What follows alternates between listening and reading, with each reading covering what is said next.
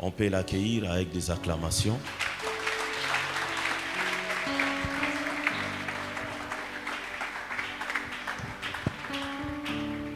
Bonjour à tout le monde.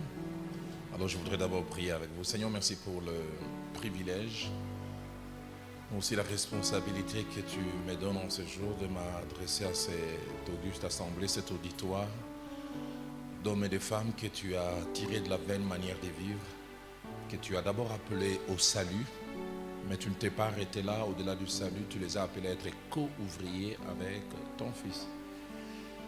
Et ils sont ici différentes générations, certains qui sont dans le ministère, dans l'œuvre de Dieu, dans les champs missionnaires depuis longtemps, d'autres qui sont depuis un certain moment, d'autres qui commencent à peine, et certains peut-être sont des aspirants. Mais à cet auditoire multiple, je prie que tu puisses parler à chacun de nous.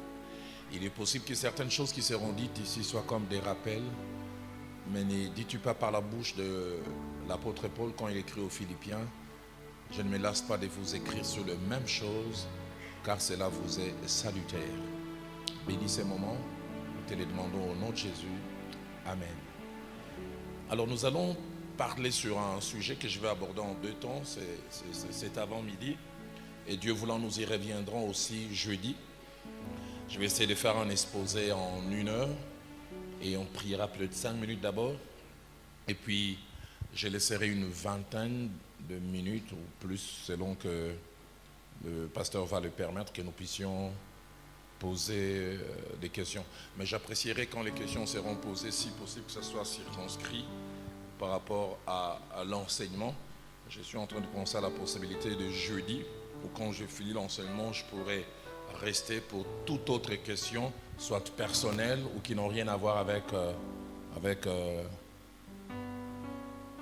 l'enseignement. Alors le sujet que Dieu m'a mis à cœur d'aborder, je l'ai intitulé « Quelques secrets des ministères qui durent et qui restent constants ». Quelques secrets des ministères qui durent et qui restent constants. Je voudrais lire 2 passages des Écritures d'entrée, passages sur lesquels je reviendrai aussi tout à l'heure. Nous lisons d'abord Deutéronome au chapitre 33. Et nous lisons le seul verset 25, Deutéronome chapitre 33, le seul verset 25. Et ce passage, c'est Moïse qui est quasiment au soir de sa vie.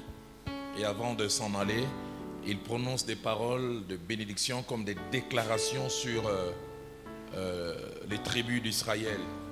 Et il fait cette déclaration étonnante et particulière concernant la tribu d'Asser. Écoutez ce qu'il dit: que tes verrous soient de fer et d'airain, mais c'est surtout la deuxième partie qui nous intéresse, que ta vigueur dure autant que tes jours. Que ta vigueur dure autant que tes jours. Nous lisons aussi 2e épître de Paul à Timothée au chapitre 4, et nous lisons le verset 6, ainsi que le verset 7. L'apôtre déclare: car pour moi je sers déjà des libations, et les moments de mon départ approchent. Mais j'aime ce qu'il dit: j'ai combattu le bon combat, j'ai achevé la course, mais surtout, j'ai gardé la foi. Quelques secrets des ministères qui durent. D'entrée, je voudrais faire 2 choses. La première, c'est essayer de nous mettre d'accord sur le contenu du thème. Nous parlons des ministères durables et des ministères constants. Pardon. Qu'est-ce donc un ministère durable? Qu'est-ce donc une chose durable? 3 choses. La première, quelque chose qui est durable, c'est quelque chose qui n'a pas une existence éphémère. Quand on parle d'existence éphémère, c'est quelque chose qui existe un moment, puis cesse d'exister le temps d'après. Deuxièmement, quand on dit d'une chose qu'elle est durable, c'est une chose qui commence à exister et qui se prolonge dans le temps en maintenant les qualités du départ. On dit de cette chose, elle est durable. Elle a commencé à exister et elle se prolonge dans les temps, mais en maintenant les qualités du départ. Troisièmement, lorsqu'on dit d'une chose qu'elle est durable, C'est une chose qui prolonge son existence en résistant aux effets négatifs du temps. Qui prolonge son existence en résistant aux effets négatifs du temps. Mais au-delà du fait de la réalité attachée à la durée durable, nous avons aussi parlé de la constance. Dans l'idée de la constance, la durée est contenue dedans, mais il y a deux autres notions qu'on y ajoute quand on parle de la constance. C'est quelque chose qui présente un caractère de continuité, de permanence et de stabilité malgré les temps qui passent. Quand on dit d'une chose qu'elle est constante, certes elle dure, mais elle présente un caractère de continuité, de permanence et de stabilité. Et deuxièmement, lorsque l'on parle de constance, on parle de ce qui ne varie pas malgré les épreuves, malgré les attaques. Pas de variation. Deuxièmement, je voudrais faire mention de quelques constats. J'ai à peine 34 ans dans la marche avec Dieu, 31 années dans le ministère et 28 ans dans les ministères pastoraux. Le peu de temps que je passais dans la vie chrétienne et dans les ministères en général et dans le ministère pastoral, j'en suis arrivé à 3 conclusions attachées au ministère. Premièrement, il y a des ministères que j'appelle des ministères étoiles filantes, qui apparaissent un moment et qui disparaissent. Vous savez, les étoiles filantes, elles ne durent pas au ciel. Vous les voyez, piouf. Autant ça brille, mais autant ça disparaît. Qu'est des ministères étoiles filantes? Quelqu'un qui vient, qui vous impacte, qui vous attire du regard, et puis après, on n'en entend plus parler, ou on entend parler peut-être en mal. Deuxièmement, il y a des ministères durables, stables et constants malgré les années. Billy Graham est mort, plus de 70 ans de ministère, constance, stabilité, aucun scandale. J'ai appris les ministères auprès du feu Jacques-André Verneau, quasiment 60 ans de ministère, qu'un scandale, rien à redire, irréprochable, performant sur le plan prédication. Toutes ces années, j'ai été à ses côtés 20 ans. Je pense que je l'ai écouté 100 fois, 80 fois, il a été non pas excellent, mais excellentissime. Excellent à l'excès. 15 fois, il a été bon. 5 fois, il a été assez bon. Je ne l'ai presque jamais vu rater un message. Des gens dont les ministères durent par la qualité et qui se maintiennent. Et puis, troisièmement, il y a des ministères en dents de scie. Aujourd'hui, il monte, demain, il descend. Aujourd'hui, il vous épate, demain, il vous déçoit. Ça, c'est un peu le type de Samson. Demain, il est source de fierté pour vous. Il a tué les Philistins. Et puis demain, il a les yeux crevés. Il devient source de votre honte. Et puis finalement, on apprend aussi au soir de sa vie, il tue plus de gens qu'il en avait tués lors de son ministère. Donc il monte et il descend. Et cela m'amène à parler de ce que j'ai appelé quelques principes en rapport avec la durée et la constance dans le ministère. Quelques principes en rapport avec la durée et la constance dans le ministère. J'ai 8 principes que j'ai voulu partager avec nous. Le premier principe, c'est que les ministères qui durent et qui sont constants sont les souhaits, les rêves et la pensée de Dieu. Dieu veut pas des ministères étoiles filantes.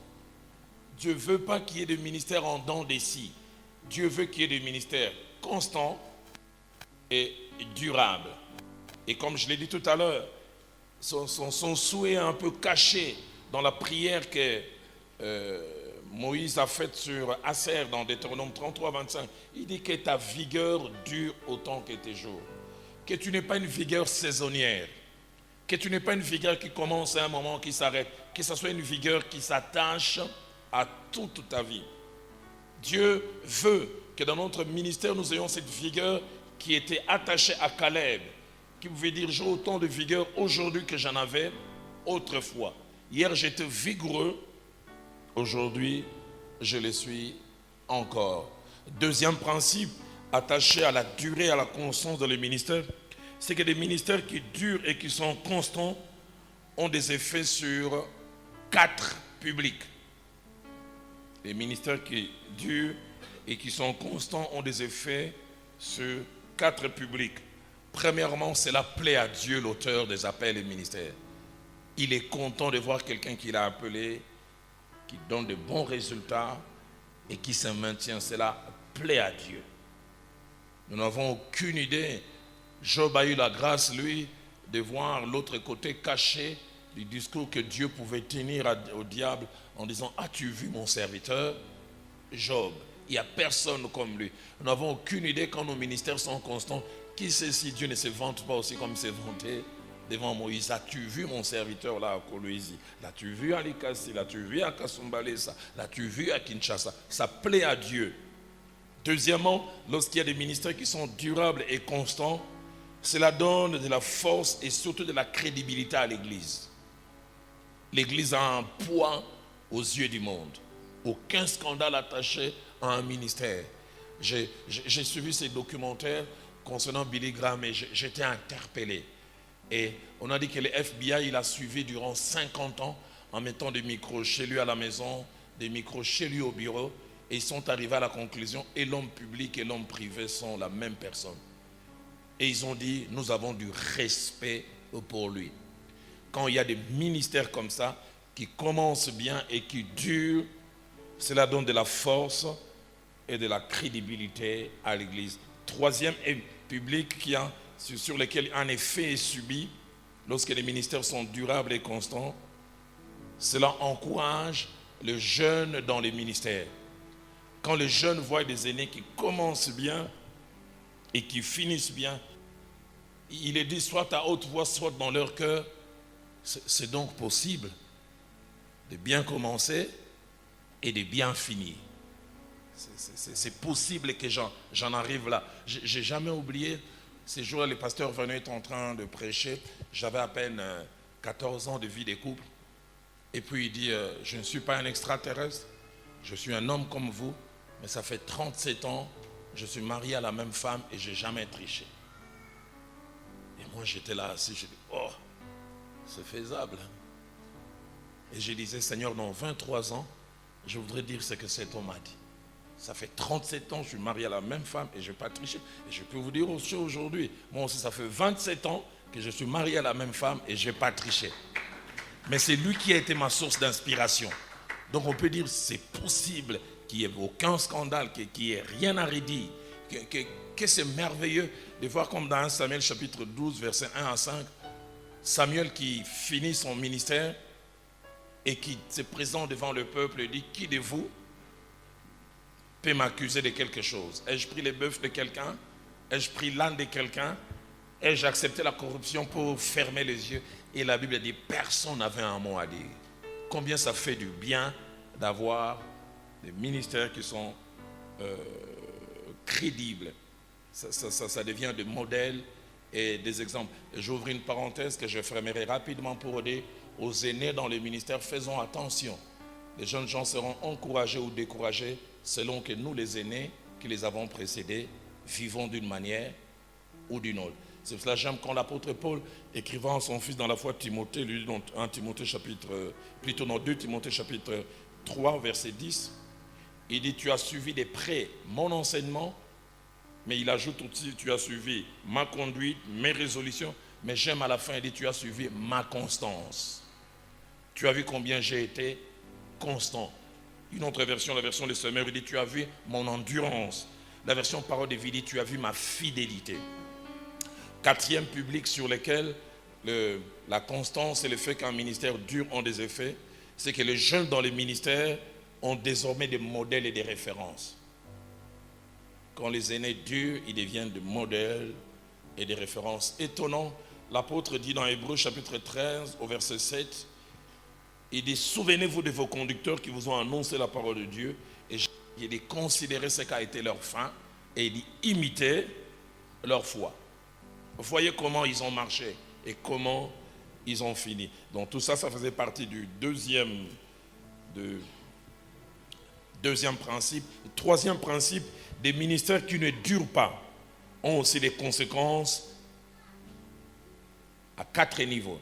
Autant les ministères qui durent ont des conséquences positives, les ministères qui ne durent pas et qui ne sont pas constants ont des conséquences, surtout lorsqu'il y a scandale, lorsqu'il y a plein de choses mauvaises. La première conséquence, c'est que le nom de Dieu est traîné dans la boue. Le nom de Dieu est traîné dans la boue. Dans Romains chapitre 2, verset 24, l'apôtre dit « Car le nom de Dieu est à cause de vous blasphémé parmi le païen. » Deuxième conséquence qui arrive lorsque le ministère ne dure pas, l'Église est affectée dans son témoignage et dans sa crédibilité. J'oublie jamais ce jour où j'étais à l'aéroport d'Njili. Je m'apprêtais à prendre l'avion pour aller au Kenya où j'étais invité. Et puis on avait arrêté un confrère, serviteur de Dieu, semble-t-il pour escroquerie. Il aurait promis à un monsieur que lui il avait des entrées auprès de la présidence. Il allait l'aider à devenir, semble-t-il, ministre. Ce monsieur lui aurait donné des véhicules et tout. Et alors que j'étais assis sur l'écran qui avait à l'aéroport, je revois encore ce confrère en survêtement, tenue de sport et menotté. Un monsieur qui passait là de la DGM, il a lancé à Lingala.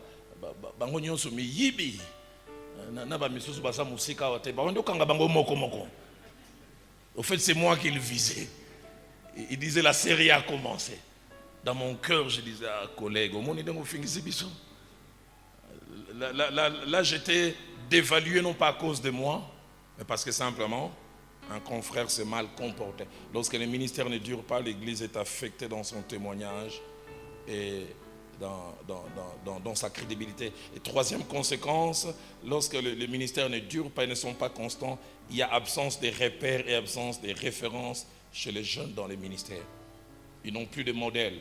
Ils n'ont plus de gens qui peuvent prendre des références en disant « je me réfère comme les... » Et quatrième conséquence qui arrive, c'est la tendance au découragement.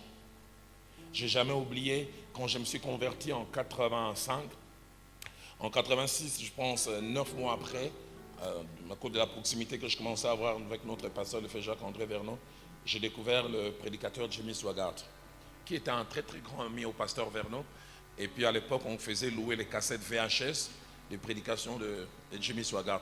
Je ne sais pas si j'en ai suivi, si c'est peu, je pense c'est 200. C'était devenu un modèle. Allez, à un moment, ça a failli même friser l'idolâtrie. Je l'aimais tellement. Et j'oublie pas ce jour de 89, avant l'étude biblique, le pasteur Vernon monte du haut de la chaire, il n'arrive pas à parler. Durant 5 minutes, il s'est mis à pleurer, ça coulait des yeux, ça coulait des narines. Et puis il a lu une lettre des Assemblées de Dieu, parce que Jimmy Swaggart faisait partie des Assemblées de Dieu des États-Unis.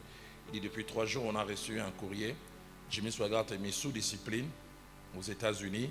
Et on nous a demandé de retirer toutes ces cassettes, que les gens ne puissent plus suivre, parce qu'on l'a attrapé avec une prostituée. Là où j'étais assis, je dis, c'est pas vrai. Dans mon cœur, je disais, tout le monde, sauf lui. Et je n'ai jamais oublié, j'étais assis à côté d'un ami qui m'a dit, papa, ce que Jimmy Swaggart va courir, bongo bisoyo.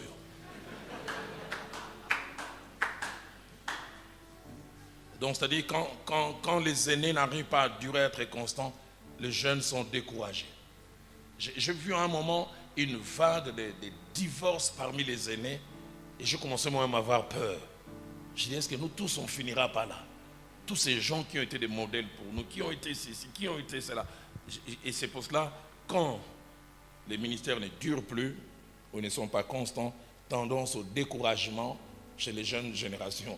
Un jeune homme l'a mieux exprimé. Il a dit, si les bois secs se mettent, les bois verts se mettent à brûler aussi facilement comme ça, et nous les bois secs, on va être enflammés pour un rien. Quatrième principe, des ministères qui durent et sont constants, cela peut toucher plusieurs aspects. C'est-à-dire le côté durable et le côté constant d'un ministère, cela peut toucher plusieurs aspects, 4 principalement. Premièrement, le témoignage de l'homme ou de la femme de Dieu. Les gens n'ont rien à redire. Bon témoignage depuis qu'il a commencé ou qu'elle a commencé. Deuxièmement, des ministères qui durent, cela peut toucher les messages et la doctrine. Que des gens dont les messages changent. Le pasteur Vernon me disait ceci, il y a des faiblesses qui volent des messages. C'est-à-dire, plus tu tombes dans une chose, plus tu deviens incapable de prêcher sur ça. J'ai vu avec les années des aînés dans la foi adapter leur théologie par rapport à leur style de vie. Quand il était fort spirituellement, il prêchait ça. Et plus il commence à tomber, cette fois les justes tombent, cette fois il se relève. La constance peut toucher le message ainsi que la doctrine.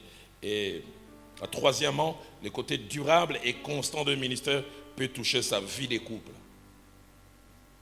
Une vie de couple stable. Et puis enfin, quatrièmement, le côté durable et constant d'un ministère peut toucher ses performances sur le plan ministériel. Il est toujours bon, il est toujours consistant, il est toujours ou elle est toujours performant ou performante. Cinquième principe, les ministères ne sont pas durables et constants au hasard et accidentellement. Les ministères qui durent et qui sont constants, ce n'est pas un hasard. Certes, comme j'en parlerai tout à l'heure, il y a la grâce de Dieu, mais il y a des secrets. Il y a des secrets qu'il faut connaître et qu'il faut pratiquer. Sixième principe, pour qu'il y ait des ministères durables et constants, il y aura deux acteurs. Le premier acteur, c'est Dieu, qui fait grâce, qui donne des aptitudes. Et deuxième acteur, c'est l'homme. Et mon pasteur, le frère Jacques-André Vernon, disait toujours, Dieu fera toujours ce que nous ne pouvons pas faire. Mais Dieu ne fera jamais des choses à notre place. Il y a la part de Dieu pour qu'un ministère dure, mais il y a aussi ma part, ta part. Combien de fois, dans les Écritures, le côté responsabilité de l'homme de Dieu n'est-il pas mentionné? Dans Colossiens chapitre 4, verset 17, quand l'apôtre Paul fait parvenir un message à un de ses fils dans la foi et dans le ministère appelé Archippe, écoutez ce qu'il dit. Dites à Archippe, prends garde au ministère que tu as reçu. Ce n'est pas Dieu qui va prendre garde au ministère. C'est à toi de prendre garde au ministère. Une autre version dit à Archippe de veiller sur le ministère qu'il a reçu. Dans 1 Timothée chapitre 4, verset 16, l'apôtre Paul écrit à Timothée, il dit, veille sur toi-même et sur ton enseignement. Ce n'est pas Dieu qui le fera. Veille sur toi-même. En Corinthiens chapitre 9, au verset 27, pour qu'il ne puisse pas être disqualifié, l'apôtre Paul dit, je traite durement mon corps et je le tiens assujetti. Donc, pour qu'un ministère puisse durer et être constant, il y a ma part, il y a aussi ta part. Septième et avant-dernier principe, de la part du serviteur de Dieu, pour qu'un ministère puisse durer et être constant, il y aura deux types d'actions. Premièrement, il y aura des choses à faire. Et puis deuxièmement, il y aura des choses à ne pas faire. Pour qu'un ministère dure, il y a des choses à faire. Et parmi les choses à faire, ce sont des choses qu'on fait des fois non pas parce qu'on a envie, mais on les fait parce qu'on doit les faire. J'en parlerai jeudi un peu plus. Il est étonnant de voir la discipline qu'avait Jésus. Dans Marc 1, 35, il avait dit, pendant qu'il faisait encore nuit, il s'éleva et il alla dans un lieu secret pour prier. Il s'est levé non pas parce qu'il voulait, il s'est levé parce qu'il devait. Il savait que les performances le matin pour le ministère dépendaient de tout ce qu'il devait puiser de la part de son Père. Et quand il avait dit pendant qu'il faisait encore nuit, les commentateurs disent que ça devait être entre 4h et 4h30, le moment où le sommeil devient le plus succulent. Ou même les géants comme moi, le sommeil est tellement bon, ils se raccourcissent. Ils commencent à mesurer 1m20. Surtout dans les bons foies du Katanga ici. Mais c'est à ce moment où il s'est dit, je m'élève. Je dois aller prier. Mais il y a aussi des choses qu'ils ne font pas. Ils ne les font pas non pas parce qu'ils n'ont pas envie de les faire.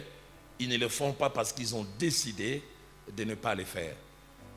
Parce qu'ils connaissent les effets négatifs que ces choses peuvent avoir dans les ministères. Et puis enfin, huitième principe, les principes pour durer dans les ministères, il faut un, les connaître et puis deux, les pratiquer. Certains ne pratiquent pas, mais simplement parce qu'ils ne connaissent pas. Et c'est ça aussi la responsabilité de nous en tant qu'aînés d'enseigner le jeune ministre de Dieu. Dans Actes des Apôtres, chapitre 19, du premier verset au verset 7e, la Bible nous parle des 12 disciples d'Éphèse. Ils sont sincères, mais il manque certaines choses. Quand Paul arrive à Éphèse, il rencontre ses 12 disciples et leur pose la question, avez-vous reçu le Saint-Esprit lorsque vous avez cru? Écoutez la réponse au verset 2, nous n'avons même pas entendu dire qu'il y ait un Saint-Esprit. Ça c'est moi, j'ai une imagination fertile. Quand l'apôtre Paul leur a dit, avez-vous reçu le Saint-Esprit lorsque vous avez cru? L'un d'eux a dit, Saint et quoi? Parce qu'ils ont dit, nous n'avons même pas entendu dire. Ils vivent une vie chrétienne en deçà, ni révélation, ni parlant en langue, ni charisme. Alors qu'à Jérusalem, ça fait 8 ans les gens expérimentent déjà cela. Simplement parce qu'ils n'ont pas été enseignés. Des fois, les gens ne pratiquent pas certaines choses parce qu'ils n'ont pas été exposés à ces choses. Les gens ne vivent que ce à quoi ils ont été exposés. C'est pour cela qu'il faut connaître ce principe. Et c'est la raison d'être, je bénis Dieu que vous soyez là. Mais deuxièmement, la connaissance seule ne suffit pas. Si ces enseignements vont seulement se limiter à rester noir sur blanc ou bleu sur blanc dans vos notes, j'aurais échoué. Si ça ne se transforme pas en style de vie, on aura passé notre temps. Dans Jean chapitre 13 au verset 17, Jésus-Christ dira à ses disciples, si vous connaissez ces choses, vous êtes heureux, mais il a dit pourvu que vous les pratiquiez. Connaître, c'est bien, mais pratiquer, c'est mieux encore. Alors parmi les secrets qui font que des ministères soient durables, c'est avant-midi, je vais étudier avec vous 2 secrets.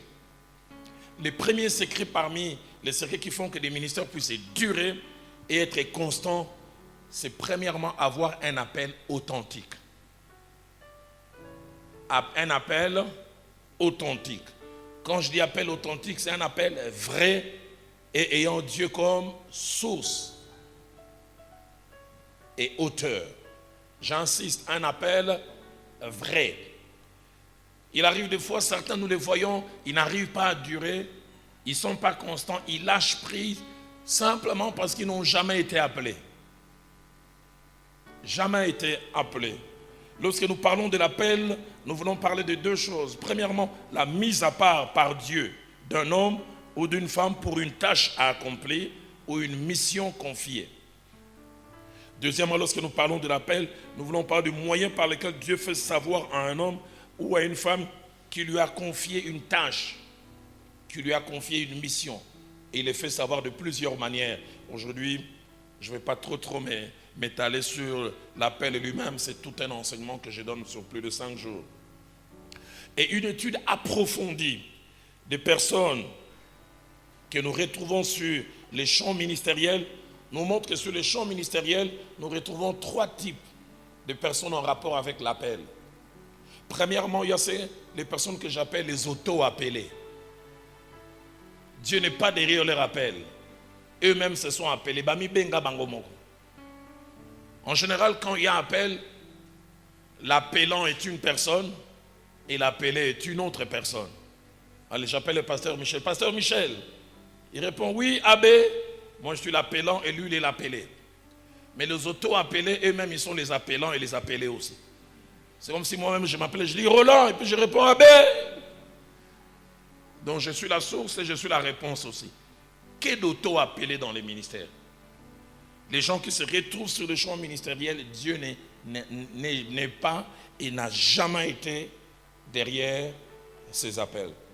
Dans Apocalypse chapitre 2, verset 2, Jésus-Christ s'adressant aux membres de cette église, il parle de ceux qui se disent apôtres et ne le sont pas. Ils se disent apôtres et ne le sont pas. J'aime beaucoup donner cette illustration. Tu peux nous épater à la cité la nuit en portant la tenue militaire avec les galons de ton père major. Mais tu n'as pas de numéro matricule au quartier général. Nous, on va t'obéir en cours de route. Mais tu n'es pas un vrai militaire parce que tu n'as pas. Est-ce que toi qui t'es dit appelé, tu as un numéro matricule au ciel qui te reconnaît, c'est Dieu qui t'a appelé et c'est Dieu qui t'a envoyé.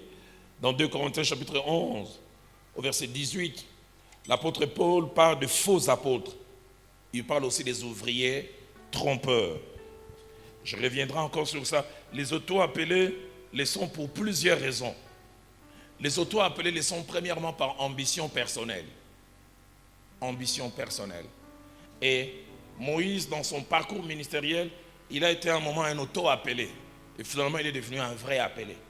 Actes des Apôtres, au chapitre 7, au verset 23, la Bible dit, lorsqu'il eut 40 ans, il eut à cœur d'aller visiter ses frères. Le ministère, ce n'est pas un problème d'avoir à cœur.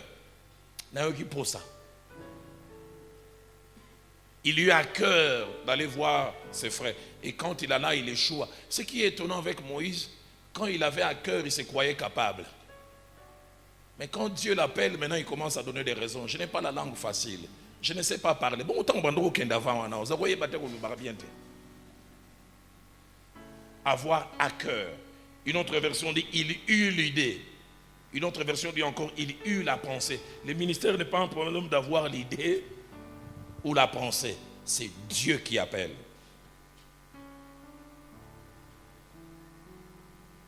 Deuxième type de personnes que nous retrouvons sur le champ ministériel, ce sont les appelés des hommes. Premièrement, les auto-appelés, eux-mêmes se sont appelés. Mais deuxièmement, les appelés des hommes. Ils sont dans les ministères, Dieu n'est pas derrière leur appel.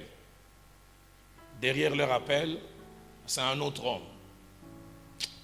Petit yaka oezabor nabiso. Allez, zoa responsabilité. Mais papa n'a pas zoa. Derrière leur appel, Dieu n'est pas là, mais c'est plutôt un homme. Quand l'apôtre Paul écrit aux Galates, dans Galates chapitre 1er, verset 1er, d'un côté, il certifie son appel, mais il montre qu'il peut y avoir deux autres sources d'appel. Parlant de lui-même, il dit Paul, apôtre, il dit ni par un homme, ni par des hommes, mais par Jésus-Christ. Il montre qu'il est possible que les gens se retrouvent dans les champs ministériels par un homme ou par des hommes. Et il y a deux passages dans la Bible qui me choquent. Et c'était quand le royaume d'Israël s'est séparé en deux. D'un côté, le royaume du nord et de l'autre côté, le royaume du sud. Et dans l'une des parties, Roboam est devenu roi. Roboam a fait des choses inimaginables. Dans 1 Roi chapitre 12, au verset 31, écoutez ce que la Bible dit de Roboam. Il créa des sacrificateurs pris parmi tout le peuple et n'appartenant point au fils de Lévi. Il crée des sacrificateurs. Un homme. Une autre version dit il nomma des prêtres, n'importe qui. Mais écoutez ce que 1 Roi chapitre 13, au verset 31 et 32 disent. Roboam créa de nouveaux prêtres, des hauts lieux pris parmi tout le peuple. Et écoutez la suite. Quiconque en avait le désir, il est consacré prêtre. Nani alingi que nous sommes à col pastoral. Quiconque en avait le désir. Donc par ambition personnelle. Deuxièmement, les gens deviennent des auto-appelés, et plutôt les appelés des hommes par mimétisme. Ils copient d'autres personnes. Et là, nous verrons l'exemple de Corée, Dathan et Abiram. Nombre chapitre 16, verset 1 à 3. Il voit Moïse travailler, il dit, mais ce que Moïse fait, nous aussi, on peut le faire.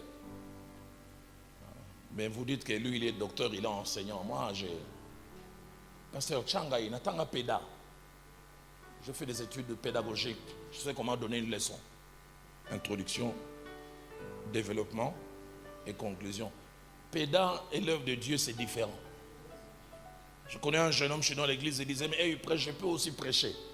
Les jours, on lui donne le micro, il est là devant le micro, durant 2 minutes, il arrive à rien dire. Et puis subitement, on entend rien. Les gens disent, oh, il ne s'est pas trompé d'auditoire. Rien, c'est les partis politiques. Lui-même, quand il descendrait, il dit, et Bimaki sans permission n'engaye. Un autre jeune homme qui faisait beaucoup de bruit, il dit, mais moi aussi, je peux enseigner.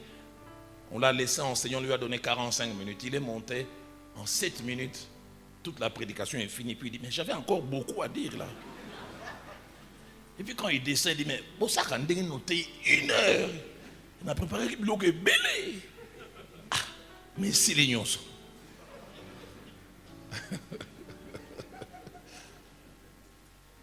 Quand Dieu appelle, il donne la compétence et la capacité. Et troisièmement, il y a les appelés de Dieu. les vrais appelés de Dieu. Les vrais appelés de Dieu ont quelques caractéristiques. 3 principalement.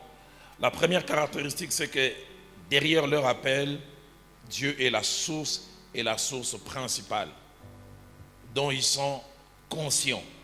J'aime beaucoup dans 1 Corinthiens chapitre 1er, verset 1er. On retrouve ça aussi dans 2 Corinthiens chapitre 1er, verset 1er. Paul parlant de lui-même, il dit Paul, appelé à être apôtre, j'aime ce qu'il dit par la volonté de Dieu. Il y a la volonté de Dieu derrière. Mais j'aime encore dans 1 Timothée chapitre 1, verset 1, il dit Paul, apôtre, il dit par ordre de Dieu. Ça m'a été imposé. C'est Dieu qui a signé l'ordonnance. C'est lui qui a décidé. Est-ce que Dieu est derrière ton appel? Est-ce que tu peux les certifier? Deuxième caractéristique, des vrais appels qui ont Dieu, qui viennent de Dieu, c'est que leur appel produit les preuves de l'appel. Quelqu'un a dit un vrai appel, c'est comme une maladie. Les symptômes finissent par se faire voir. Quand quelqu'un a la malaria, les symptômes de la malaria se font voir. Toi, ton appel, il n'y a que toi qui es conscient. Tu dis aux gens, là, on ne voit pas. Il n'y a que toi qui vois. 1 Corinthiens chapitre 3, verset 20. Écoutez ce que la Bible dit concernant Samuel. La Bible dit de Dan jusqu'à Beersheba, c'est-à-dire la partie la plus éloignée à l'ouest, jusqu'à la partie la plus éloignée à l'est. Tout Israël reconnut que Samuel était établi prophète de l'Éternel. Ce n'est pas Samuel qui l'a dit. La Bible dit tout Israël est reconnu.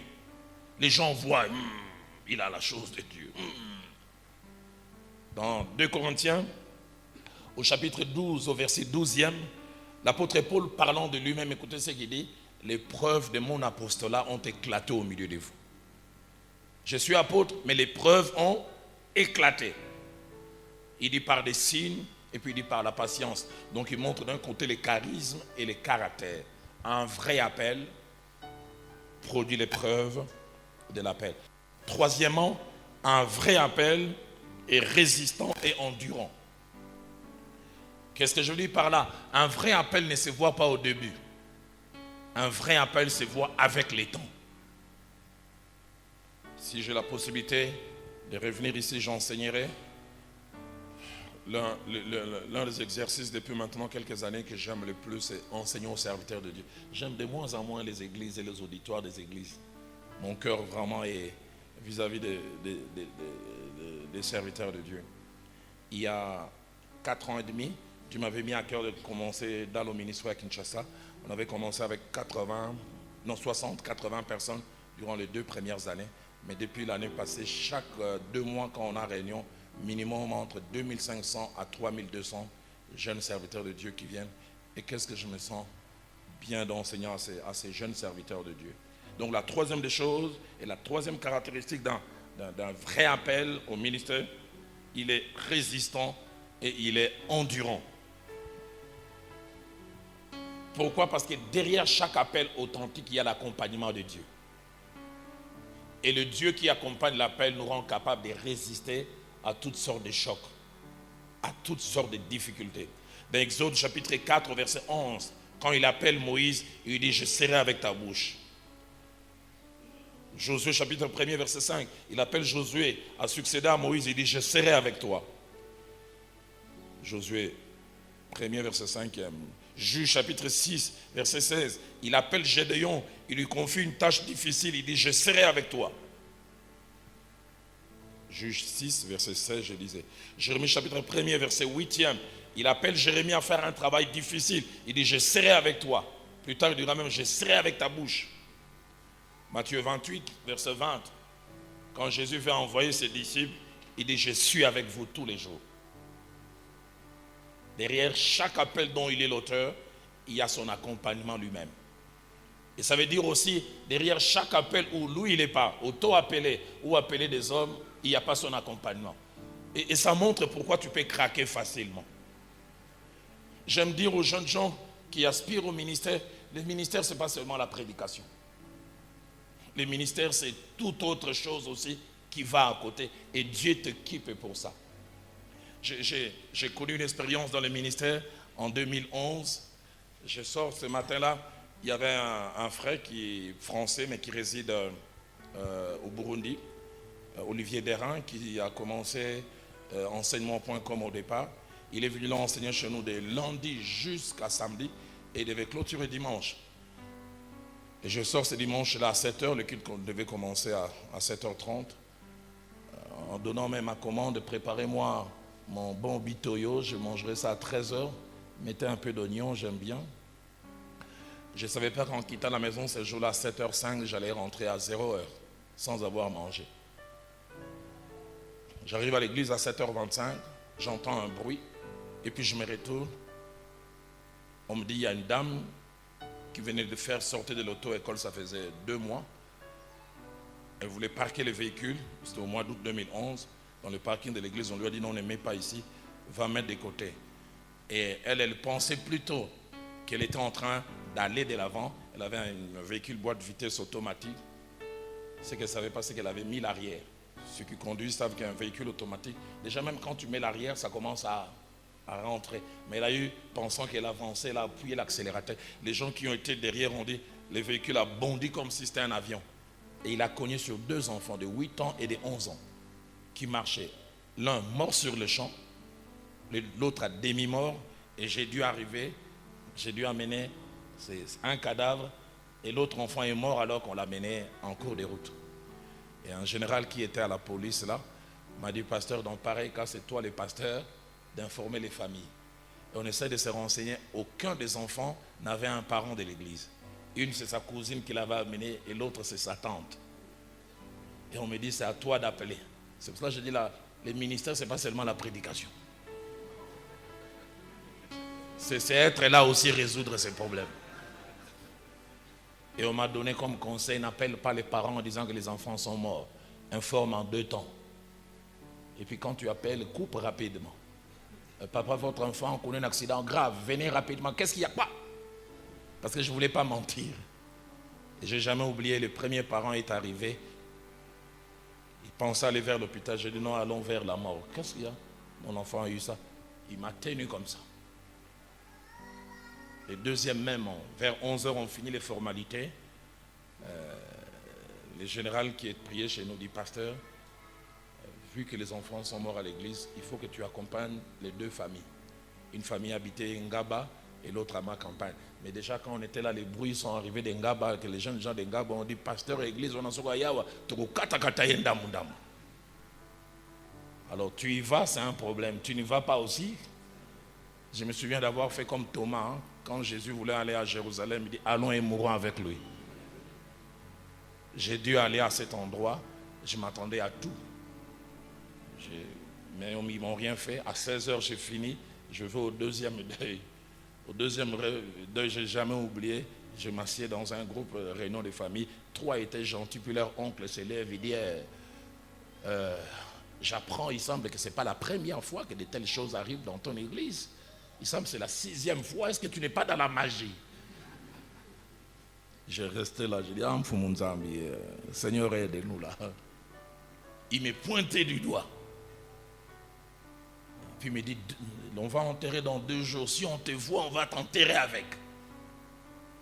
Tout le monde disait, ne viens pas à l'enterrement. Je dis non, je dois y aller. J'en parle pour dire, les ministères, ce n'est pas la prédication. Un jeune gens, tu prêches 2 ou 3 fois, oh, on a des papes, il y a Bible.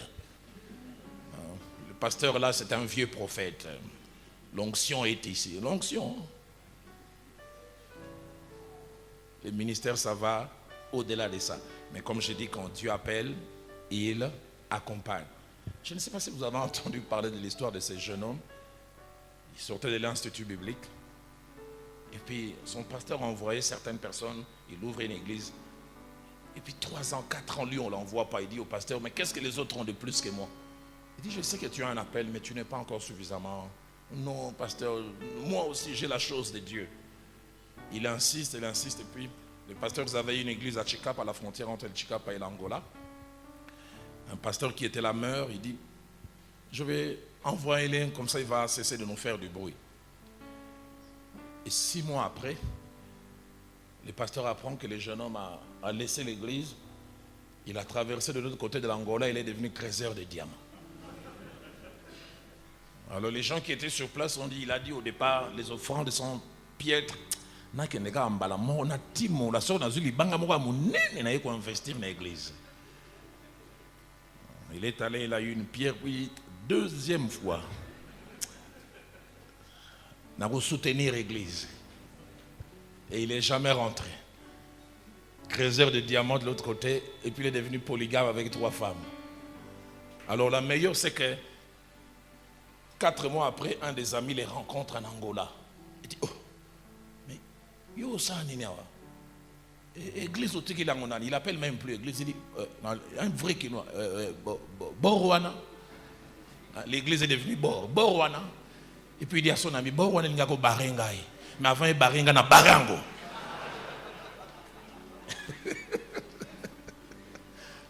Cette histoire a failli me détruire. Ça m'a donné des maux de tête. Il dit, côté il y a 6 mois, il y a ça passe.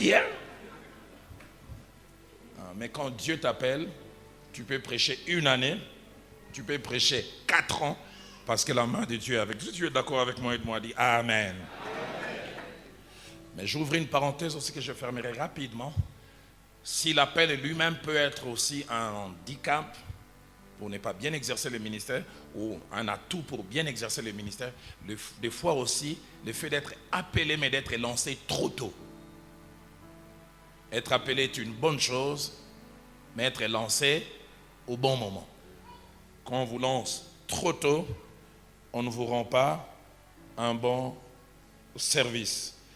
Quelqu'un qui n'est pas appelé et qui est lancé, 1, on lui rend un mauvais service à lui-même. 2, on rend un mauvais service à l'église ou à l'œuvre de Dieu.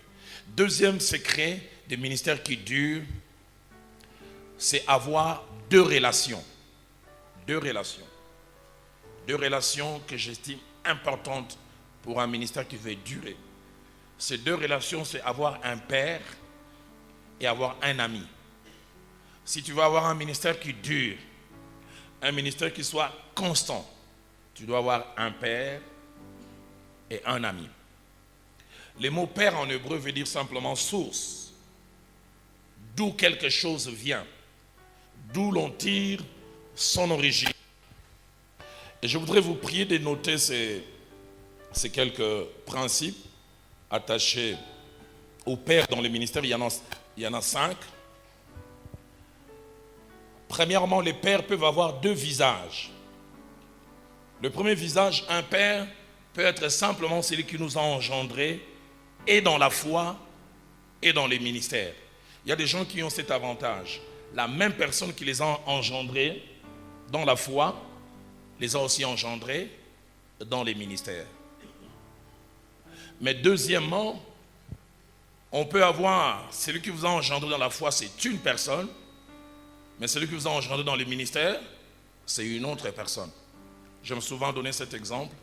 J'ai avec moi 2 jeunes gens qui sont des fils pour moi. Le pasteur Ken, qui dirige le centre missionnaire Philadelphie à Gombe, et le pasteur Atoms. Je les ai engendrés dans les ministères, mais je ne les ai pas engendrés dans la foi. Le pasteur Atoms est né de nouveau dans un quartier avec un pasteur que je connais bien, le pasteur Eddy, à Makala.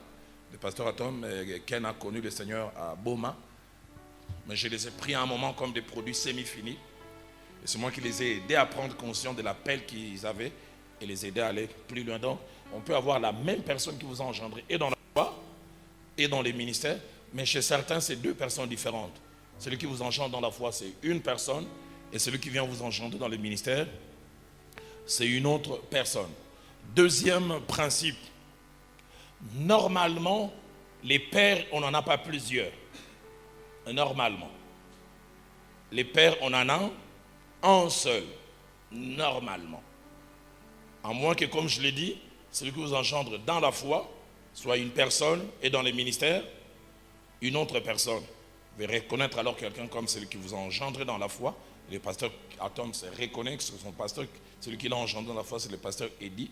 Mais en même temps, il reconnaît que c'est moi qui l'ai engendré dans les ministères. Bon, à un certain moment, il pouvait reconnaître aussi Alain Moloto comme celui qui l'a engendré dans ce ministère de louange et de l'adoration. Ça, c'est une autre manière, une autre paire de manches. Dans 1 Corinthiens chapitre 4, au verset 15, l'apôtre Paul déclare, quand vous aurez 10 000 maîtres en Christ, vous n'avez cependant pas vous n'avez pas plusieurs pères, car c'est moi qui vous ai engendré dans la foi. Je reviendrai sur ça. Et le mot maître, là, c'est aussi le mot qui est traduit aujourd'hui par mentor, coach et autres. Je pourrais revenir sur ça.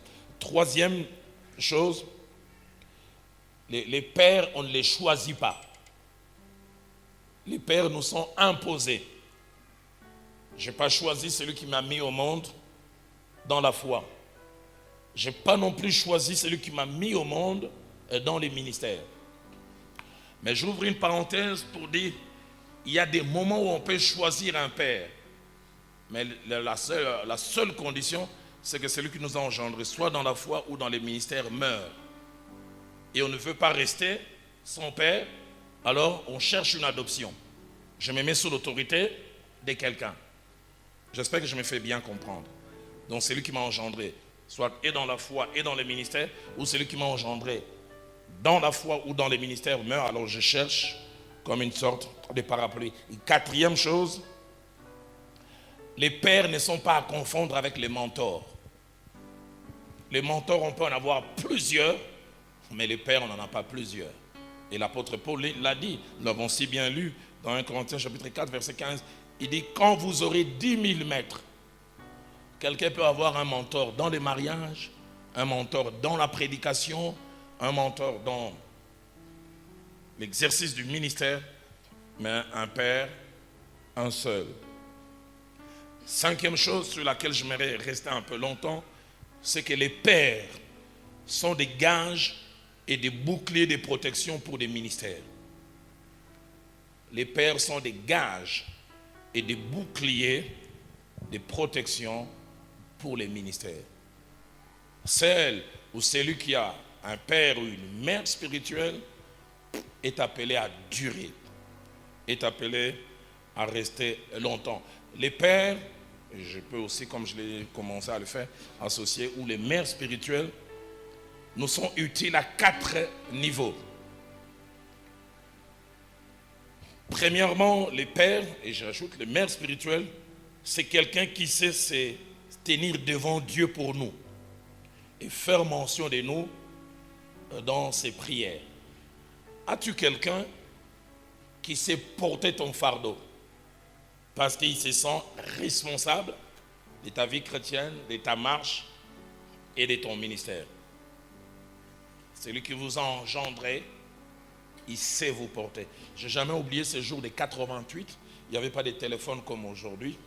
Je vais visiter cet homme de Dieu qui a un père pour moi dans les ministères, l'apôtre Gabriel Veilly, qui est maintenant au Canada. Et j'habitais à un quartier, plus de 50 minutes de marche de chez lui. Comme je dis, ce n'était pas à l'époque des téléphones aujourd'hui, donc il ne savait même pas que j'allais venir. Je quitte chez moi vers 7h10. Vers 8h, j'arrive chez lui, une grande parcelle. La propriétaire, une dame qui est maintenant en Hollande, maman Marthe, occupait la grande maison et lui, il occupait l'annexe. Quand j'arrive, maman Marthe m'accueille. Il dit, tu veux voir le pasteur Veillat? Il est en train de prier. Lui, il commence à 5h, il finit jamais avant 9h. Et puis il me dit, Roland, il doit t'aimer beaucoup. Hein? Il dit, je suis là depuis 7h15 et j'ai bien regardé. Il ne fait que citer ton nom. Seigneur, garde Dalo. Aide Dalo à grandir dans la prédication. Et quand j'arrive là-bas, il est 8h, je pense, moins 2. Jusqu'à 8h30, j'entendais prier pour moi en pleurant. Aide ce jeune homme à grandir. Je dis, waouh. Il peut porter mon fardeau. As-tu quelqu'un qui prie pour toi? As-tu quelqu'un qui tient à ta croissance? Et ça, c'est un vrai père. Pas les pères qui réclament simplement les dîmes-ovores. Petit dîmes et zawapi. Mais jamais il fait mention de toi dans Ephésiens chapitre 1, verset 16. L'apôtre Paul, comme un vrai père, écoutez ce qu'il dit aux Corinthiens. Il dit, j'ai fait mention de vous dans mes prières.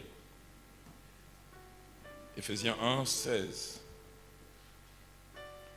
Philippiens chapitre 1, verset 4. Il répète la même chose. Je fais mention de vous dans mes prières. Dans Colossiens chapitre 4, verset 12, l'apôtre Paul qui habitait avec Epaphras. Et Epaphras, c'est lui qui a fondé l'église de Colosse. Et quand il écrit aux Colossiens, il donne les témoignages. Il dit, Epaphras, qui est des nôtres, il ne cesse de combattre pour vous dans les prières, afin que vous soyez affermis. Il dit, je suis témoin. Vous ne lui payez pas un salaire, mais il porte votre fardeau. Un père, c'est quelqu'un qui sait se tenir devant Dieu pour nous et faire mention de nous dans ses prières. Mon épouse est quelquefois étonnée. Je pense qu'il y a quelque temps, on était loin d'ici, en Amérique du Nord. Je me suis réveillé un matin vers 4 heures. J'avais le fardeau de prier pour le pasteur Ken, et spécialement pour sa santé. J'ai prié les 4 heures à 5h15. Mon mère s'est réveillé et dit, oh, tu dois les aimer, tes enfants. J'ai dit non. J'ai eu un modèle, un père qui priait pour moi. Et j'ai su que c'est ma responsabilité de savoir porter mes vrais enfants dans la prière. Deuxième chose attachée à un vrai père, c'est quelqu'un qui, à cause de l'amour, de l'attachement et du fardeau qu'il a pour nous, il sait payer les prix pour nous en combattant pour nous spirituellement. Il sait jeûner pour nous. Il sait mettre des repas pour nous à côté. Dans Luc chapitre 22, verset 31, Jésus-Christ rencontre Pierre. Sûrement Pierre marche comme si de rien n'était, il est en train de siffloter. Jésus lui dit, Pierre, le diable t'a réclamé pour te cribler comme du froment. Et il dit, je priais pour toi. J'ai été au courant du projet des mondes des ténèbres alors que toi tu n'es pas au courant. Et j'ai déjoué ce projet. Donne-moi quelqu'un qui sait se tenir à la brèche pour moi. Donne-moi quelqu'un qui m'aime tellement que le ciel peut lui révéler les projets maléfiques attachés à sa vie. Si tu as un homme comme ça, tu verras comment tu vas tenir. Des fois, tu seras devant des tentations, tu ne sais pas comment tu t'arrêtes parce que quelqu'un se tient à la brèche pour toi. Un vrai père. Et si tu es un père pour quelqu'un, apprends à faire ces choses. Troisième caractéristique attachée à un vrai père, c'est quelqu'un qui a autorité sur nous. C'est quelqu'un qui a autorité sur nous. Quelqu'un qui sait hausser les tons devant nous. Quelqu'un qui sait nous demander des comptes. Et surtout quelqu'un devant qui nous tremblons. Je répète ces trois choses. C'est quelqu'un qui a autorité sur nous. C'est quelqu'un qui sait hausser les tons devant nous. C'est quelqu'un qui sait nous demander des comptes. Et c'est quelqu'un devant qui nous tremblons. Si tu n'as que Dieu devant qui tu trembles, tu n'iras pas loin dans le ministère. Celui qui va aller loin dans le ministère doit avoir quelqu'un sur terre devant qui il tremble. Moi, j'ai notre représentant légal, Papa Kalaki. Dalo, il est à 16h, il y a un Kassavou dans le bureau. Papa n'a pas un séminaire, annulé le séminaire. Il raccroche. J'appelle les gens indépendamment de ma bonne volonté. Je ne sais pas venir. Et j'arrive là-bas, il se met à crier sur moi. Dalo, qu'est-ce que j'apprends? Qu'est-ce que j'apprends? Celui qui va aller loin dans le ministère doit avoir quelqu'un qui a autorité sur lui. Aide-moi à poser la question à ton voisin, à part Dieu, qui a autorité sur toi? Et ça, c'est l'une des grandes faiblesses de la plupart des églises aujourd'hui. Allez, je n'aimerais pas trop créer un conflit qui n'a pas besoin d'être. Nous qui faisons des fois partie des églises communautaires, on a un avantage. C'est qu'entre guillemets, on a toute une hiérarchie. Mais le grand problème aujourd'hui, surtout avec les églises des réveils, il y a des gens qui n'ont que Dieu au-dessus. Personne. Tout ce que les gens peuvent avoir comme influence, c'est prier pour lui. Moi, mon bishop, après avoir prié, il va m'appeler. Mais nous autres, aujourd'hui,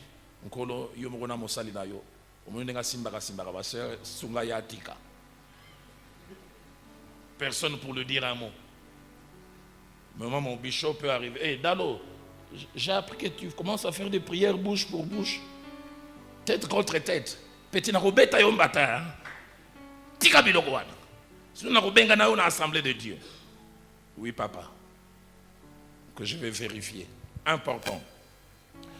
Et ces personnes qui ont autorité sur nous peuvent nous blâmer des fois, non pas sur bas des choses qu'ils ont vues, même des fois sur bas des ondits.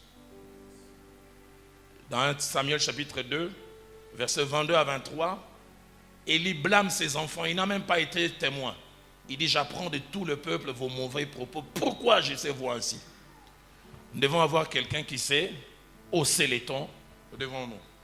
Dans Luc chapitre 9, verset 55, Jésus et ses disciples sont en route vers Jérusalem, mais ils doivent passer par la Samarie. Alors qu'ils veulent passer par la Samarie, ils envoient des éclaireurs. Et la Bible dit, les Samaritains ne veulent pas les recevoir. Alors Jean et Jacques sont tellement déçus qu'ils demandent, veux-tu que nous appelions le feu du ciel pour qu'ils puissent les consumer? J'aime ce que ma Bible dit. Jésus se retourna vers eux, les réprimanda. Une autre version dit, il leur fit des reproches.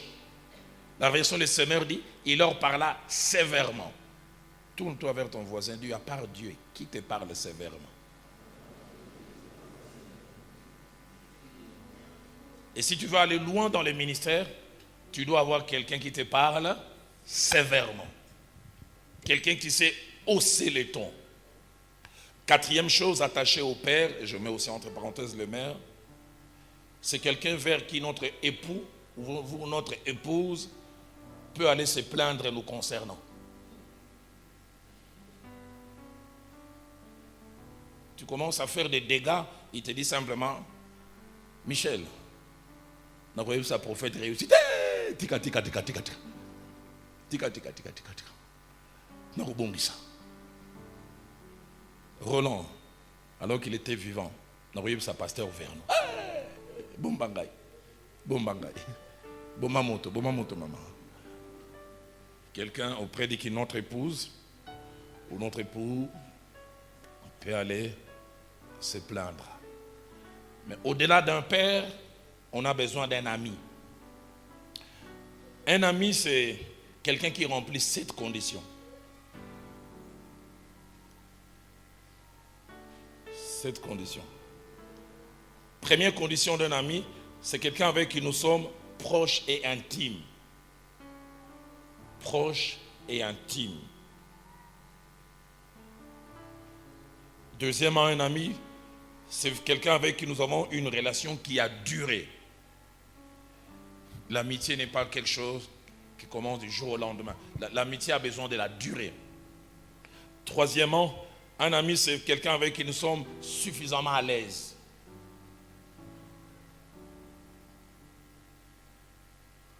Quatrièmement, un ami, c'est quelqu'un dont la fidélité a été prouvée dans les temps. J'aime ce que la Bible dit, l'ami aime en tout temps. Dont la fidélité a été prouvée dans les temps. Cinquième caractéristique de l'ami, c'est quelqu'un auprès de qui je n'ai pas peur de faire tomber les masques. C'est quelqu'un devant qui je n'ai pas peur d'être vrai.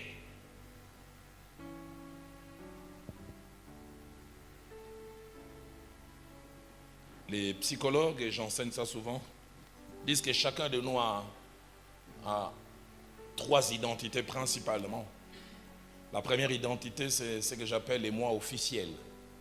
Les moi officiels, c'est ce que nous présentons devant tout le monde. Les moi officiels, souvent, il est sophistiqué. Bonjour mon frère, comment ça va? Et puis deuxième identité, c'est les moi privés. Les moi privés, c'est seuls ceux qui passent avec nous le plus de temps dans l'intimité. Ils ont accès. Ils connaissent qui nous sommes réellement. Troisième identité, c'est les moi réels. Et les moi réels, c'est ce que nous sommes véritablement. Et dans les moi réels, il n'y a que Dieu et nous-mêmes qui avons accès. Mais les moi réels, c'est avec notre permission que nous pouvons laisser les gens qui nous sont proches y entrer. Nous leur ouvrons un pan. Papa Michel, au moins on a des relations respectueuses. Si on se rencontre, Pasteur Dalo, comment ça va? Je dis, Jésus est au contrôle. Il est sur son trône.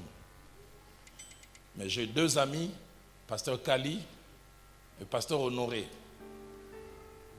Si je les rencontre, ils ne m'appellent même pas Révérend Dalo. Ils m'appellent par des noms que je n'aimerais pas mentionner ici, sinon vous m'appellerez comme ça. Et quand on se voit avec eux, on se salue d'une manière qui n'est pas ecclésiastique. Homme de Dieu, lève-toi un peu. Quand et moi on se rencontre, oh, comment? Les très spirituels pourront être scandalisés. Révérend Dalo. Ce sont des amis. Je parlerai en français terre à terre, des potes. Et quand je rencontre Kali, il m'appelle par les noms là que je n'aimerais pas citer. Comment ça va? Je dis sauve les Congo, sauve Congo, Congo Zokufa. Ndeko Mikolo son amoni secrétaire nanga wana toka l'équipe à genoux et tout ani.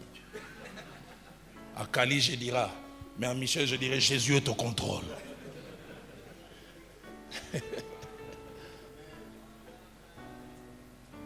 À Honoré, je peux m'ouvrir. Il m'appelle par mon nom. Comment ça va? Ndeko Sambela. 2 semaines, maman vient dans une gana simba été. Nana pas Ndeko. Mais quand je l'ai rencontré,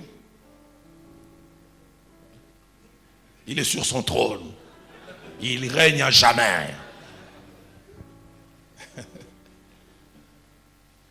Une amie, c'est celle auprès de qui cette soeur peut s'ouvrir. Comment ça va? Ça va même. Papa avec son diabète là,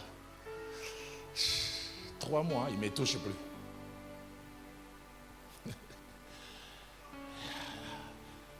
Papa ne fonctionne plus bien. Papa avant, il était un véhicule qui démarrait bien quand. Désormais, c'est quand.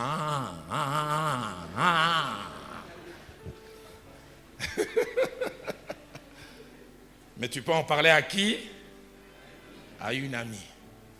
Pas n'importe qui. Et sur le chemin de la vie et du ministère, on a besoin de gens comme ça. J'ai 27 ans de vie commune. Avec mon épouse, je ne l'ai jamais trompé.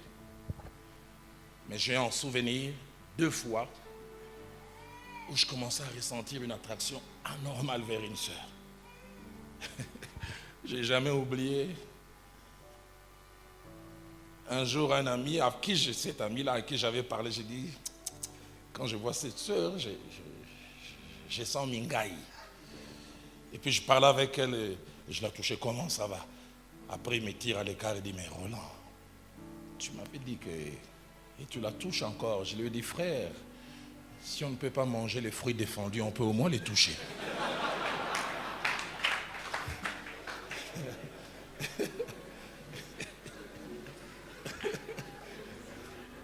Mais il m'interpellait parce que je m'étais ouvert à lui.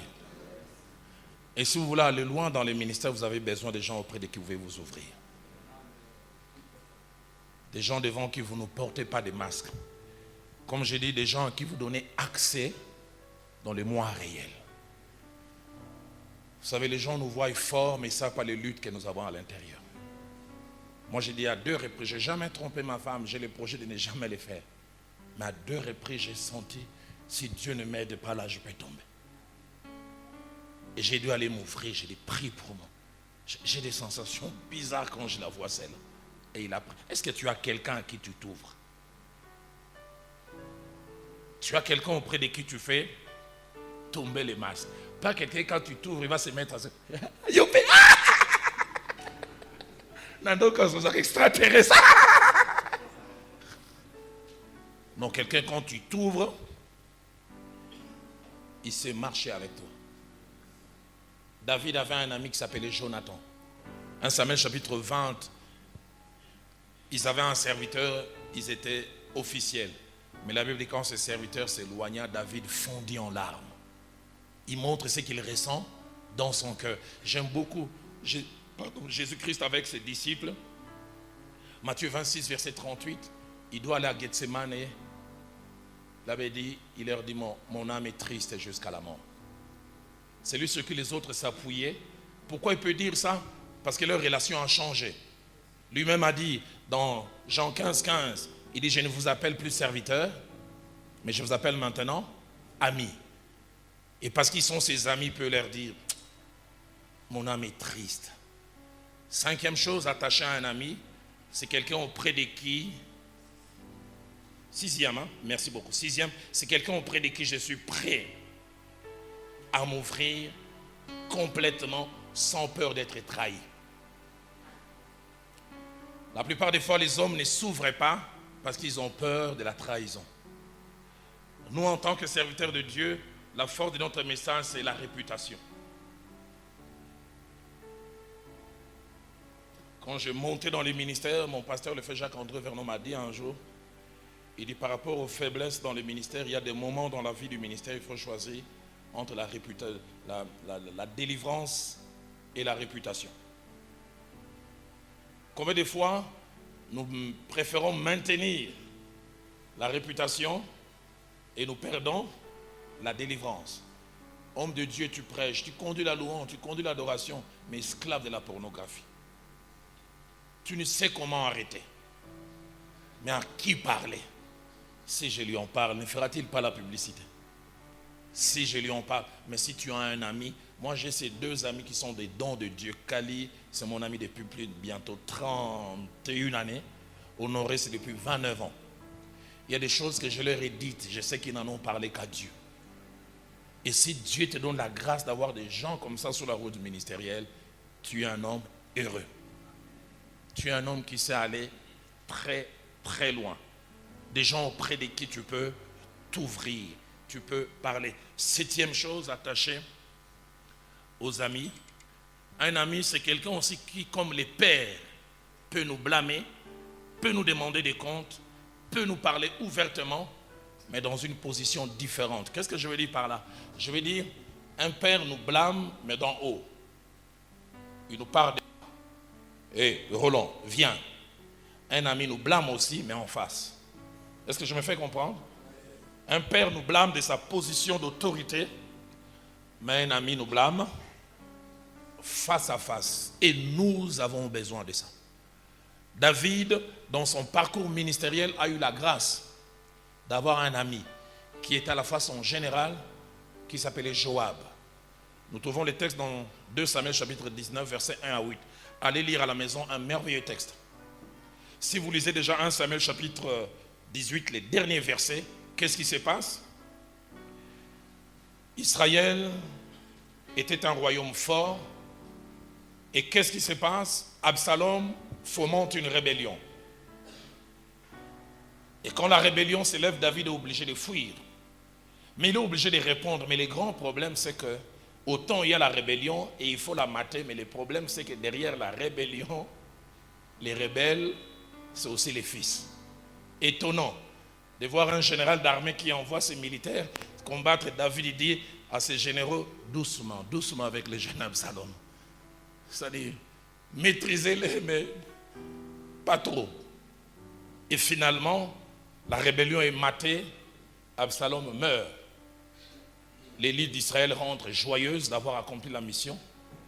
La Bible dit, quand ils arrivaient, David a pris la nouvelle. Ils entendirent David et sa case qui pleurait, Absalom, Absalom, mon fils, que ne suis-je pas mort à ta place? Et la Bible dit, ce jour-là, la victoire s'est transformée en défaite. L'élite d'Israël rentra honteux, comme s'ils avaient connu une défaite. Tout le monde voit que les rois ne se comportent pas bien. Qui va les lui dire? Les plus spirituels vont se cacher. Ça les a bien fait, mais la Bible dit, ne touchez pas à mes oins. Son comportement dérange. Mais Dieu merci, il avait un ami, Joab. Et la Bible dit, Joab entra dans sa maison. Lisez les textes, vous retrouverez même les tons que Joab a utilisés. Joab lui dit, je vois maintenant que toi tu aimes ce qui ne t'aime pas. Tu aurais voulu que nous tous, nous mourions et qu'Absalom soit vivant.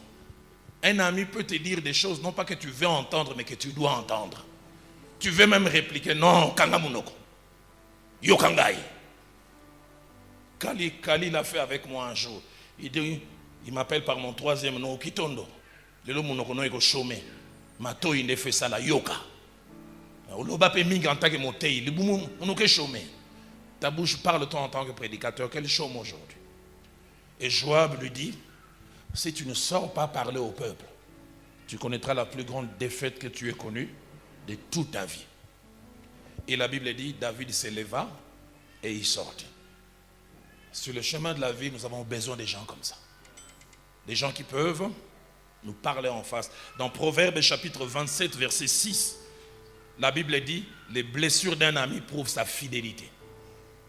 Une autre version dit, les reproches d'un ami prouvent sa loyauté. Est-ce que tu as un ami que tu aimes suffisamment que tu peux lui parler? Alors je termine en conclusion avant de laisser les quelques minutes pour que les gens posent des questions. 4 choses en conclusion. La première, c'est que l'un des plus grands vides sur le plan ministériel est d'atteindre un niveau élevé et ne pas avoir quelqu'un qui nous contredit. L'un des plus grands vides ou manques sur le plan spirituel, c'est d'atteindre un niveau élevé et de manquer de quelqu'un qui nous contredit. Frères et sœurs, dans le ministère, la contradiction est d'une grande importance. Et les deux que nous avons mentionnés peuvent jouer ce rôle de contradicteurs. Un père et un ami. Un jour, pasteur Kali m'appelle. Quand il veut me parler, il me fait remarquer, il cite mon 3e nom, il m'appelle ni Dalo, ni l'autre, il m'appelle Okitondo. Okitondo. Quand j'entends Okitondo, je dis Bomangaï déjà. Il dit, je sais que tu es un homme de l'esprit. Mais toi, ton Saint-Esprit ne finit que les cultes en retard. Jamais il finit à temps. Les gens me disent chaque dimanche, autrefois l'horaire était connu, les cultes vont de 10h à 12h. Mais désormais, seul le temps du début est connu. On dit quand tu termines tôt, 12h45. Il y a des jours où c'est 14h et tu commences à menacer. J'ai dit, mais c'est l'esprit. Il dit, oui, je crois, mais yokangaï. Fais un effort. Et puis il me dit, ton esprit là, il finit toujours au-delà du temps, jamais avant. Jamais on a entendu un jour, 11h45, l'esprit a dit aujourd'hui, on sera. Toi, ton esprit là, c'est toujours qui déborde. J'aimerais bien qu'il finisse un jour avant le temps. Il me parle. Deuxième chose, les deux relations, père et ami, sont à entretenir et à protéger jalousement à cause de leur utilité. Garde les cordons ombilicaux avec ton père.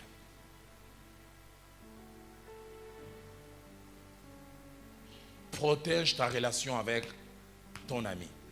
Et même les amis, il n'est pas bon d'en avoir plusieurs. La Bible dit même, celui qui a plusieurs amis les a pour sa perte. J'ai dit, si tu as des vrais amis intimes, si c'est beaucoup, 2, 3 déjà c'est beaucoup. 1 c'est l'idéal. 2, c'est vraiment le grand maximum. Troisième chose, un père et un ami ne peuvent nous être utiles que s'ils ne deviennent pas complaisants. Un père qui devient complaisant tue son fils. Et la plupart des fois, nous avons des pères qui deviennent complaisants parce qu'eux-mêmes sont tombés dans toutes sortes de faiblesses et de péchés. Ils perdent l'autorité pour nous reprendre. Un ami qui tombe aussi. 4e et dernière chose, lorsqu'on n'a plus ces deux relations, un époux ou une épouse peut valablement aussi jouer ses rôles. Un époux ou une épouse peut valablement aussi jouer ses rôles. Et pour qu'il joue ses rôles, il faut l'amour, le courage et la manière. Je suis marié à Viviane depuis 27 ans. Je dis souvent, mon épouse, je l'appelle Apocalypse 2 et 3. Pourquoi? Parce que dans son fonctionnement, elle agit comme Jésus-Christ dans Apocalypse 2 et 3. Si vous lisez les 7 lettres aux 7 églises, Jésus ne commence jamais par des remarques. Il commence par des encouragements. Je connais ta force. Je connais ta ferveur. Et puis, mais c'est que j'ai contre toi. Viviane sait que c'est un culte de dimanche qui finit. Je rentre à 13h, elle me sert à manger. Elle me laisse me reposer. Et puis vers 16h30, elle sait que je vais mettre le pied dans l'eau chaude. Quand j'ai fini, Roland, est-ce que je peux te parler par rapport au culte d'aujourd'hui? Je dis, hey. Et puis elle commence, c'était merveilleux le message. C'était profond. Souvent, je la coupe. Je dis, maman, Bomanga Ikaka déjà. Parce qu'après les compliments, il s'arrête et dit, Roland, cet exemple-là que tu avais donné, est-ce que c'était nécessaire de le donner? Mais c'est l'esprit. Quel esprit, Roland? C'est bon d'avoir quelqu'un qui te contredit. Et des fois, elle me dit, tu vois, à la fin, tu n'as pas su finir le message. Cet exemple-là, ça t'a pris 7 minutes. J'ai comptabilisé à 7. Et puis à la fin, tu as commencé à courir, tu vois. Bon, prie pour moi que Dieu m'aide. On finit un jour une réunion des comités. Elle faisait partie du comité. On rentre à la maison. On dort, puis le lendemain. Roland, est-ce que je peux te parler? Hier, j'avais honte. Je savais que de temps en temps, tu pouvais t'emporter, mais tu peux être colérique à ces points. Je n'ai pas aimé la manière dont tu as fait la remarque à ses frères. Tu l'as à la limite injurié. Regarde comment tu as parlé. Regarde. Je dis, mais il a mal agi. Oui, je comprends qu'il a mal agi, mais tu ne devais pas lui parler comme ça. Si tu crois que je suis ton épouse et que je suis une servante de Dieu, prends les téléphones, appelle-les, présente des excuses. Je commence à dire, oh, je ne comprends pas pourquoi les Paul étaient célibataires vraiment.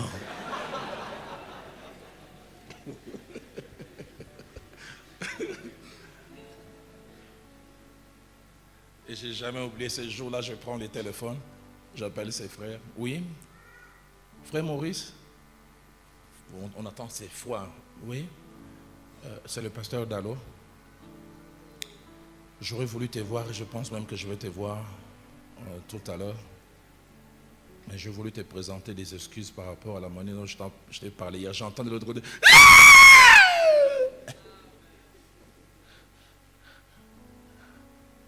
Pasteur, heureusement tu as appelé. J'avais décidé de quitter l'église aujourd'hui.